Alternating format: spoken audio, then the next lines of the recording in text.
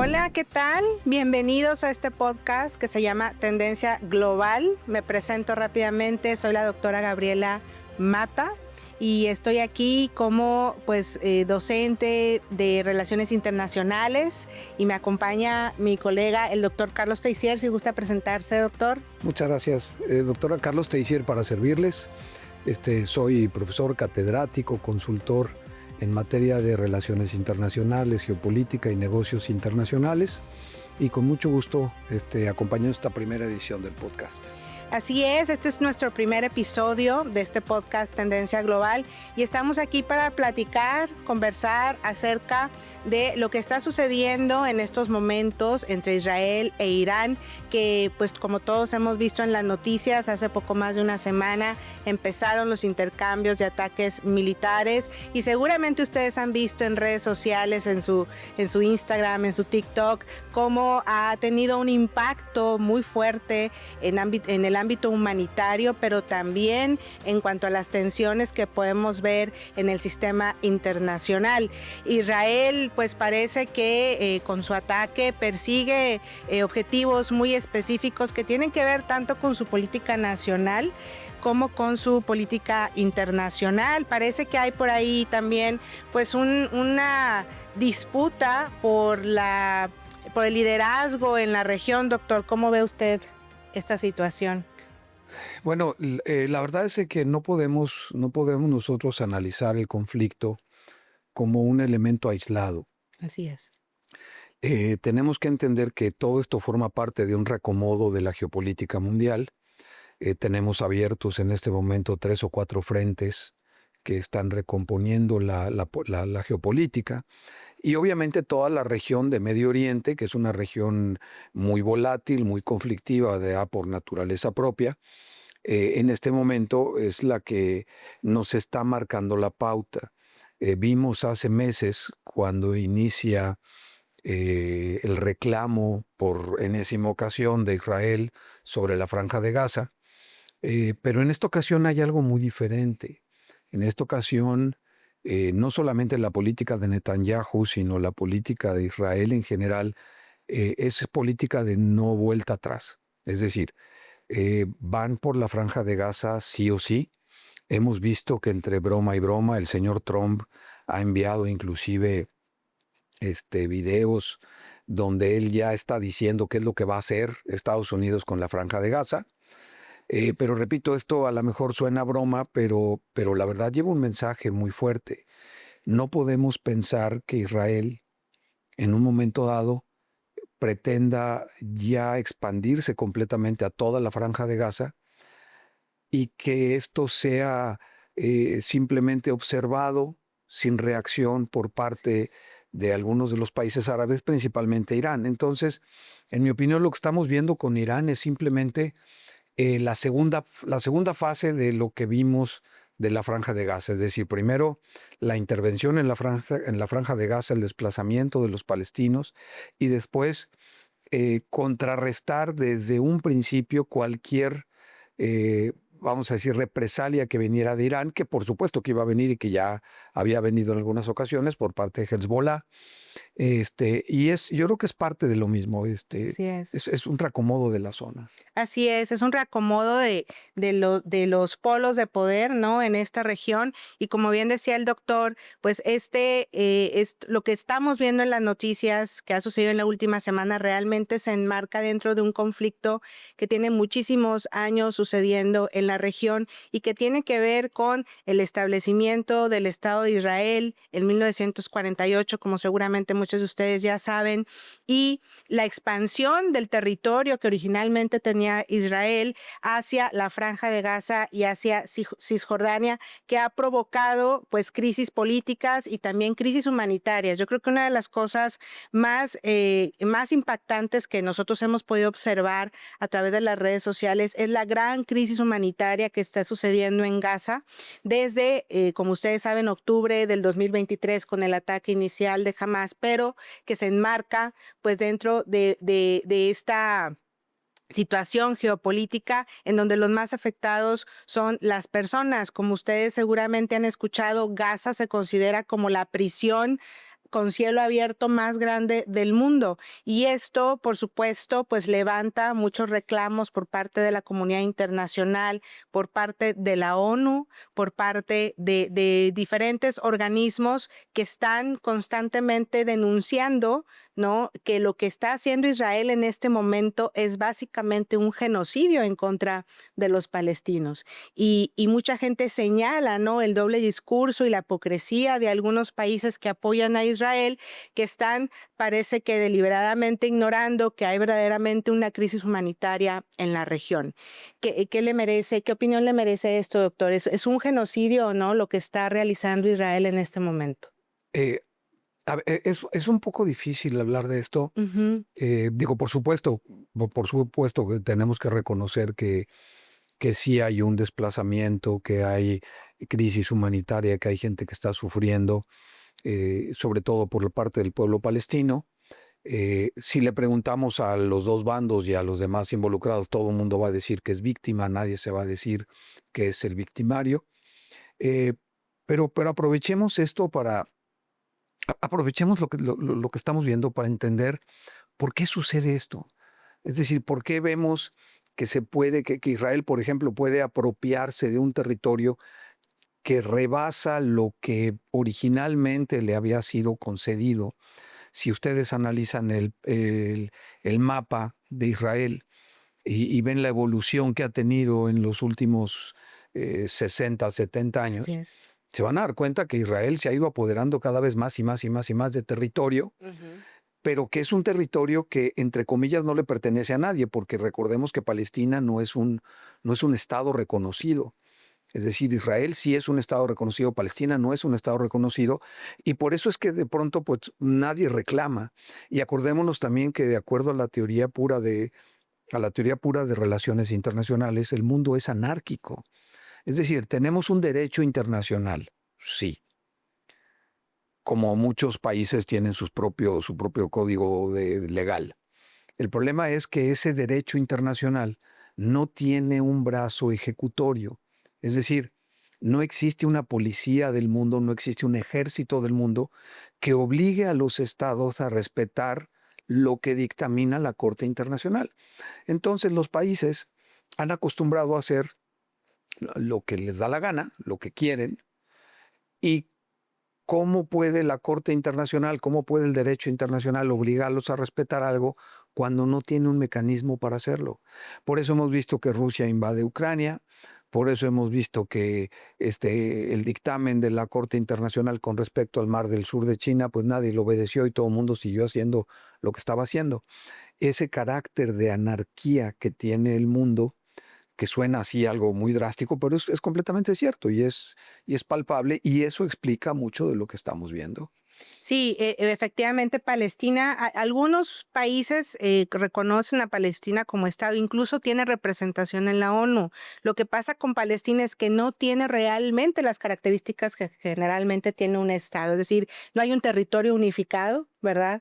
Que Palestina, que represente a Palestina, no tiene unas fronteras, incluso con límites claros, precisamente por todo lo que ha estado sucediendo con Israel, y políticamente Palestina también ha sido, pues, ha tenido problemas, ¿no?, al interior. Pero me parece muy interesante la parte del derecho internacional que menciona, doctor, porque efectivamente uno de los grandes cuestionamientos, uno de los grandes problemas, lo podemos decir así, que tenemos con el derecho internacional es que no hay medidas coercitivas. Pareciera que el derecho internacional funciona cuando los grandes poderes quieren que funcione y luego no funciona cuando los grandes poderes no quieren que funcione.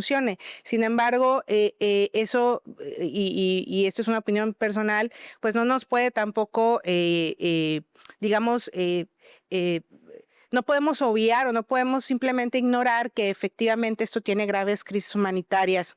Desde mi punto de vista, lo que está haciendo Israel en este momento es una limpieza étnica, es de alguna manera pues desplazar completamente a los palestinos para tener todo el territorio para los israelíes. De hecho, la ONU tiene varias resoluciones señalando que Israel ha estado instalando, ha estado protegiendo lo que ellos llaman colonos ilegales, ¿no? Colonias ilegales. Y así está en las resoluciones. Lo que Israel ha estado haciendo con respecto a construir nuevas colonias en territorios palestinos es completamente ilegal. De hecho, cuando hablamos de este tipo de territorios o de colonias ilegales, para los que nos están viendo, literalmente es tener al ejército israelí ir a territorio palestino, desalojar a los palestinos de sus casas, sacarlos y después proteger a judíos nuevos que llegan y ocupar esas casas, esos lugares. Es decir, es una crisis dramática realmente lo que se vive ahí. Eso en el sentido, por supuesto, humanitario, ¿no? En el sentido más humano, sensible de lo que realmente está sucediendo con los palestinos. Visto desde el punto de vista más estadista, ¿no? Más internacionalista, vamos a decirlo así, que muchos de los que nos ven seguramente pues son de relaciones internacionales. Efectivamente, pues los estados lo que quieren es sobrevivir, ¿no? En el sistema internacional. Y el punto de vista realista es que Israel está haciendo lo pertinente desde su punto de vista para sobrevivir, porque la realidad es que desde la Revolución Islámica en 1979, ¿no? Con el Ayatollah Khomeini, ha visto a Irán como una amenaza constante y lo ha estado acusando constantemente. Cada 5 años, 6 años sale Netanyahu hablando de cómo Irán va a tener ya un arma nuclear y la va a utilizar en contra de Israel, porque Irán también ha expresado abiertamente que Israel lo ve como un enemigo, como un intruso en la región, ¿no? Entonces, en ese sentido, sí, pues sí, podemos ver que hay ahí una lucha, ¿no? De poder por la supervivencia, pero también por ejercer un liderazgo dentro de la región. Había habido recientemente negociaciones entre Estados Unidos e Irán, ¿no? Por la cuestión nuclear, pero estas se perdieron. ¿Es correcto? Lo que pasa es que es Sí. mucho más complejo que eso. A ver, vamos a entender una cosa. No podemos nosotros evaluar con una mentalidad occidental un pueblo que no tiene mentalidad occidental. Así es. Es decir, todavía Israel, por su composición social y demográfica, Israel pudiera ser considerado un perfil occidental. Pero Medio Oriente es complejo, Medio Oriente es un poco más complejo. Vamos a analizar las alianzas, vamos a ver cómo se componen las alianzas ahorita en torno al conflicto. Por un lado tenemos Israel y está Estados Unidos con él. Por más que el señor Trump de pronto diga, es que yo le dije al señor Netanyahu que no cometiera el ataque, vamos a hablar claro, Estados Unidos está con Israel sí o sí. Es aliado incondicional de Israel. No hay nada en este momento que nos indique que eso va a cambiar hasta el momento en el que estamos hablando el día de hoy. Estados Unidos sigue apoyando a Israel y aunque a lo mejor le dice, oye, pues mira, bájale tantito aquí, muévele por este lado, sin embargo, las resoluciones de Israel están completamente consensuadas con Estados Unidos. Por otro lado, en la zona tenemos a los jugadores árabes, tenemos a todo el mundo árabe. Y el mundo árabe pareciera que nosotros lo queremos diferenciar entre los que son musulmanes. A ver, el Islam no tiene tanta complicación. Pensamos que no tuviera tanta complicación con otros países islámicos, pero se nos olvida que el Islam está dividido en dos grandes facciones. Tiene más, pero son dos las primordiales, los sunis y los chiitas.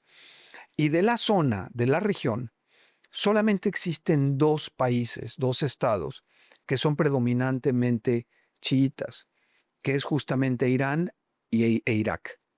Estos dos estados, que son mayoritariamente chiitas, nosotros decimos, bueno, pues ellos no tienen problema con los vecinos porque también son musulmanes. No, sí tienen problema con los vecinos, porque los vecinos son sunis. Entonces, dentro del Islam, esas dos grandes facciones no necesariamente se van a llevar bien, de hecho no lo hacen. Entonces, pensar en alianzas dentro del mundo árabe, pensar en alianzas en la región, por ejemplo, que los Emiratos Árabes Unidos se pongan a defender a Irán, lo veo muy poco probable. Eso no va a suceder. Además, tienen mucho que perder. De hecho, disculpe que lo interrumpa, doctor, Arabia Saudita y los Emiratos más bien son aliados de Estados Unidos, los podríamos ver así. Yo no los vería así tampoco, porque ellos responden simplemente a la necesidad económica. Acordémonos que ellos tienen una actividad económica muy fuerte, la principal fuente de La ingresos de ellos es el petrolera. petróleo. Así es. Ahora, pero también es cierto que no nos engañemos. Ahorita mucha gente está escandalizada porque, oye, que se va a cerrar parte de la producción petrolera del mundo, el petróleo se va a ir por los cielos. A ver, estos son especulaciones de las bolsas de valores. El mundo tiene reservas petroleras para sobrevivir 5 o 6 años sin ningún problema. Entonces, eso de que la escasez y que pudiera entonces subir el precio, bueno, pues el precio va a subir obviamente porque la producción va a bajar, pero eso dejémoselo a los mercados bursátiles. O sea, la crisis petrolera no existe. En este momento. Para las reservas que tenemos en el mundo, cero problema. Y es más, nosotros estamos viendo el declive de la producción petrolera ya de por sí, pero por razones de demanda. Entonces, creo que esto obedece a intereses económicos que están especulando y que quieren provocar cambios en las cotizaciones de las bolsas de valores para beneficiar a ciertos mercados, pero lejos de la realidad. Entonces, papel que juega Rusia y China. Justamente Rusia y China dijeron, a ver, Estados Unidos, cuidado, no conviene que este conflicto crezca, manténlo con un perfil bajo. No están hablando de involucrarse ninguno de los dos, de hecho creo que no lo harían. No veo esto escalando a tal grado que tanto China como Rusia pretendan entrar. Primero Rusia porque pues tiene el conflicto con Ucrania, que eso ya le tiene las manos ocupadas. Y segundo, China nos ha demostrado en N ocasiones que no es su interés. Es decir, el interés de China, militar de China, obedece más a defensa que a conquista o a imperio. China no va a conquistar otras regiones del mundo, no se va a apoderar de otras regiones del mundo, eso no va a pasar. Entonces, China, Rusia, el sureste asiático, muy alineados con Oriente Medio y muy focalizado el conflicto de Irán, que creo que los únicos que pudieran entrar ahí son, apoyando a Irán, serían Siria, Irak y probablemente Yemen. Acordemos que Estados Unidos tiene un conflicto con Yemen, ha tenido intervenciones en Yemen, que están los Houthis allá en Yemen. Sí. Entonces, eso pudiera hacer que causara que Yemen sí apoyara a Irán, pero fuera de eso, es un conflicto muy localizado, Israel, Irán, y que desgraciadamente no creo que termine bien para los palestinos. Así es. Sí es un riesgo el hecho de la capacidad nuclear que pudiera tener Irán, sí lo veo como un riesgo, sí creo que debería de impedirse que Irán tuviera un arma nuclear, por supuesto que sí, porque un arma nuclear en manos de terroristas es tremendamente problemática. La verdad sería un caos. Sí, estoy de acuerdo. Creo que hay riesgo importante en que Irán tenga a la mano un arma nuclear. Creo también que el conflicto va a estar, como bien dice doctor, focalizado. Sí creo que hay cierto riesgo de regionalización por la participación de algunos otros actores. Sin embargo, y estoy de acuerdo con la parte de que Rusia y China lo que menos quieren ahorita es ingresar a un conflicto que no es propiamente de ellos en este momento.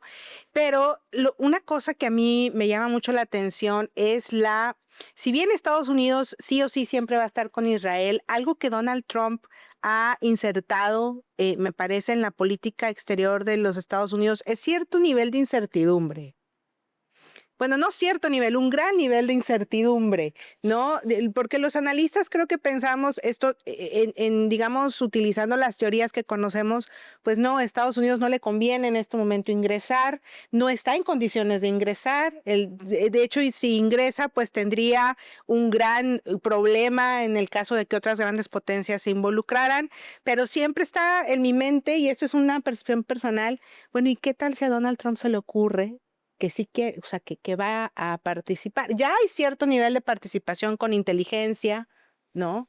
Con venta de armamento, ¿no? Pero bueno, no ha ingresado propiamente no participando en la guerra, pero sí siento a veces que esa gran incertidumbre que inserta Donald Trump en las relaciones internacionales nos puede dar una sorpresa. Ojalá que no sea el caso, porque como bien dice usted, termina sí o sí mal para los palestinos, ¿no? Esto que está sucediendo. Y obviamente pues le inserta mucha más inestabilidad a la región, que ya de por sí es una región inestable, ¿no? Bueno, en ese sentido, doctora, y ahí quisiera más bien complementar lo que ha Ujú. comentado. A ver, en mi opinión muy personal, Israel está haciendo el trabajo sucio de Estados Unidos con respecto a Irán. O sea, lo que estamos viendo en Irán creo yo que es una letra de cambio. Estados Unidos va a apoyar completamente a Israel en su expansión a a la Franja de Gaza. Ujú. A Israel no le conviene que Irán tenga capacidad de atacarlo y Estados Unidos pues simplemente le dice, oye, bueno, tú entra en Israel, yo te voy a apoyar, digo, entra en Irán, yo Ujú. te voy a apoyar con armamento, te voy a apoyar con drones, te voy a apoyar con misiles, y tú haces el trabajo en Irán, neutralizas a Irán, y a cambio de eso, como tú me hiciste favor de hacerme el trabajo de Irán, a cambio de eso yo te voy a apoyar para que si Con- termines con la Franja de Gaza, quedándote la Franja de Gaza. Eso es lo que yo alcanzo a interpretar de lo que vemos. Y lo único que es cierto del señor Donald Trump es que mañana va a cambiar de opinión. Así es, Esa es la única realidad que tiene. así es, Eso es lo que tiene al mundo volteado de cabeza. así es. Una persona que no solamente no entiende de geopolítica, no entiende de la política internacional, sino que además ha rechazado el apoyo de los que sí le entienden. Si Así ustedes es. voltean a ver Estados Unidos, a mí me da mucha lástima ver uno de los países más influyentes en el mundo en Ujú. materia de diplomacia, Ujú. cuna de grandes diplomáticos, que en este momento, perdonen la expresión, pero no se hace uno de todos. Los que están ahorita Así es. dirigiendo la diplomacia estadounidense son completos neófitos de la diplomacia. Y hay figuras muy importantes, hay figuras muy relevantes, pero los tienen hechos a un lado. ¿Por qué? Porque saben que lo que está haciendo Estados Unidos, el proceder de Estados Unidos, la política exterior de Estados Unidos, no es la adecuada. Así es. Una cosa también que creo que podemos platicar, doctor, es que cuál debería ser ahorita en este momento la postura de México. ¿Qué implicaciones tiene esto para México? A mí me parece que México ha tenido una larga trayectoria digamos, de mantener una política exterior de no intervención, una política exterior bastante respetuosa con los conflictos internacionales. Sin embargo, pues sabemos que el alto grado de interdependencia ahorita en el mundo y pues obviamente la cercanía que tiene México en términos económicos y migratorios y en otros aspectos con Estados Unidos, pues invariablemente va a tener un efecto, pudiera tener un efecto, ¿no? Esto en México, en su política exterior y a lo mejor incluso en cuestiones económicas. Bueno, completamente. Para México se complica mucho el panorama por la gran dependencia que Mm. tenemos comercial y económica con Estados Unidos. Eh, México es el país que tiene más exportaciones hacia Estados Unidos, el 80% más o Así es. menos de nuestra balanza comercial está con ese país. Esto pudiera considerarse algo muy bueno, pero también es algo muy malo. ¿Por qué? Porque cualquier persona que tenga una empresa sabe que si tienes un solo cliente o tienes un cliente que representa el 80% de tus ventas, pues eso te hace dormir tranquilo cuando tu cliente anda bien. Ujú. Pero cuando tu cliente tiene problemas, cuando tu cliente se enoja, cuando tu cliente dice que lo que le estás vendiendo no le gusta, entonces pudieras tener problemas con el 80% de tus ventas y eso es catastrófico. En México depende demasiado de la política exterior de Estados Unidos. Hemos visto una reducción muy importante en el consumo en Estados Unidos. Esto obedece al gran endeudamiento que tiene el país.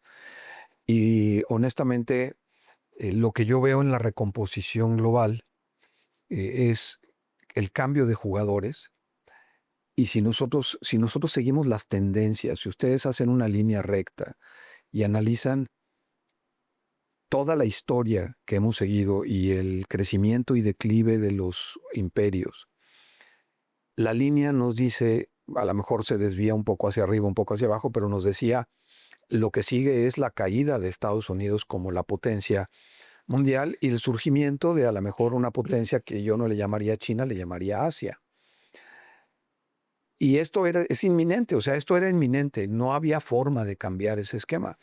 Entonces llega el señor Trump y como sabe que no puede cambiar las tendencias así como iban, sí o sí, iban a traer un declive del liderazgo estadounidense, lo que hace el señor Trump es golpear el tablero y cambiar las reglas.